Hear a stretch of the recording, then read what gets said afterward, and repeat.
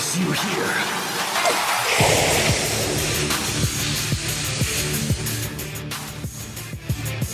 Good internet, the Black Hokage here, aka TBH, and to be honest, if you're watching this video, I'm already on a plane to LA to cover E3. Before I left, I thought I'd make a video sharing what I wanted to see during E3 2016. Just know that this isn't a list that only pertains to games, but more so a list pertaining to the show and the overall experience. So coming in at that number 5 spot is no comedians. I don't want to see no comedians. I don't want to see none of the funny guys, okay?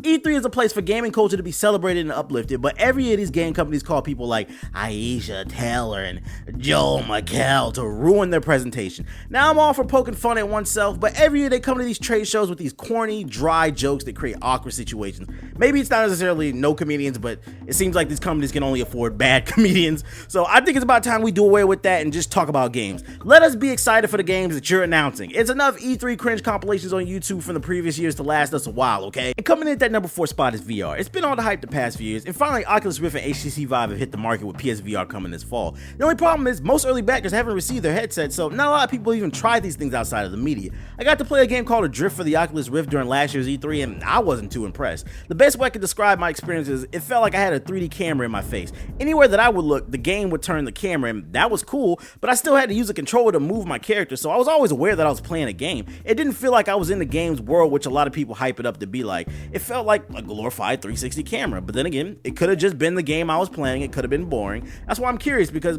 actually my boy Anon, his homeboy recently got an HTC Vive, and Anon got to try it out and play it, and he just came back ecstatic in the Discord just talking about how hyped he was, and he said it himself. That's my homeboy. He said VR is the future, so I'll take his word for it. Hopefully I'll get more hands-on demos, and we'll see. Now coming in at that 3 spot is new consoles. Both Microsoft and Sony are rumored to be releasing 4K ready consoles codenamed Scorpio and Neo. A, I'm curious to see if this is true. B, I'm curious to see if they'll finally admit that their consoles are underpowered. And C, which is the most important factor, I'm curious to see how the community will respond to this news if it is true. If Microsoft and Sony come to the table with true 4K ready consoles and not some upscale bullshit, then them things will be expensive. I'm willing to bet they'll cost at least $600, and that'd be selling them at a loss. I'd be shocked if these consoles launch below $600, which brings me to my next point. If they are at a high price, I no longer want to hear PCs are too expensive.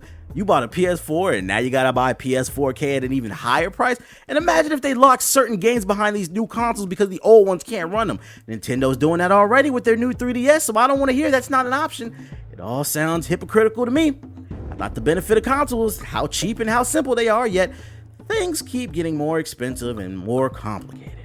Man, oh man, how the tables have turned. Now let's talk number 2. The number 2 thing I want to see at E3 is surprises. The rise of social media has been a blessing and a curse. One of the curses is it's really ruined E3 the past 5 years. Too many things are leaking early, and every site wants to be first in the SEO rankings, so of course they're gonna post it. To make matters worse, some companies are releasing things early themselves, i.e. Ubisoft. They released Watch Dogs almost a whole week early before E3. Now, I'm not sure if this has to do with the fear of leaks, but it's annoying. I prefer these companies to bring their punches to the press conferences. Give us something to be excited for. We want that old thing back. And now that I got what we want out of the way, let's talk about what I want.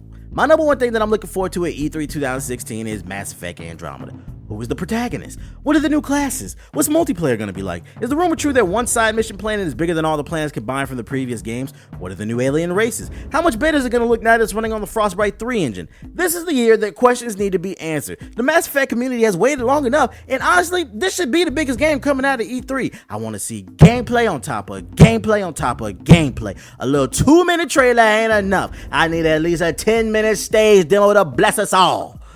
And those are the 5 things that I want to see during E3 2016. Feel free to share what you want to see in the comment section below. And when you're finished, make sure to subscribe to our group channel at youtube.com/GIUpdates. We post daily content there at the Gaming Illuminaughty channel. We post things like mobile reviews, rants, movie reviews, anime discussions, and more. That's youtube.com/GIUpdates. I like to thank you guys for watching, but my village needs me.